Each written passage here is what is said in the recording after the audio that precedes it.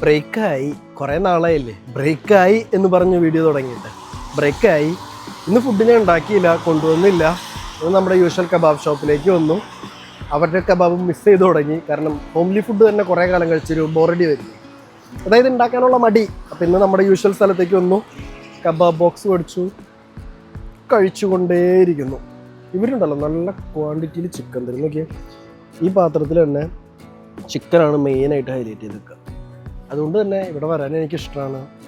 കബാബിൻ്റെ ഒരു usual price range പറയുകയാണെങ്കിൽ ഒരു 18 സ്ലോട്ട് തൊട്ട് ഇവിടെ കിട്ടി തുടങ്ങും. മറ്റേ ടോർട്ടിലയുടെ ഉള്ളിൽ വെച്ചിട്ടുള്ള ആ ടൈപ്പ് ഞാൻ പൊതുവെ എപ്പോഴും മേടിക്കുന്നത്, ലൈക്ക് 98% ഓഫ് ദ ടൈം ഞാൻ മേടിക്കുന്നത് കബാബ് ബോക്സാണ്. അതൊരു 20 സ്ലോട്ട് തൊട്ട് കിട്ടി തുടങ്ങും. ഇതിന് 22 സ്ലോട്ട്. ഞാൻ ഇറ്റ്സ് വർത്ത് ഇറ്റ്. അത്രയൊക്കെ തന്നെ കഴിക്കട്ടെ. കഴിച്ചൊന്ന് നല്ല കാലാവസ്ഥയിൽ ഇങ്ങനെ നോക്കിയിരിക്കട്ടെ. നല്ല കാലാവസ്ഥയല്ല, ഈ മഴ ഇവിടെ പെയ്യുന്നുണ്ട്. അപ്പം മഴയത്ത് ഇങ്ങനെ ഈ ആനക്കുടയ്ക്ക് താഴെ നോക്കിയിരിക്കട്ടെ. എന്നിട്ട് പോകണം. അവിടെ അവർ പാക്ക് ചെയ്തുകൊണ്ടിരിക്കുക.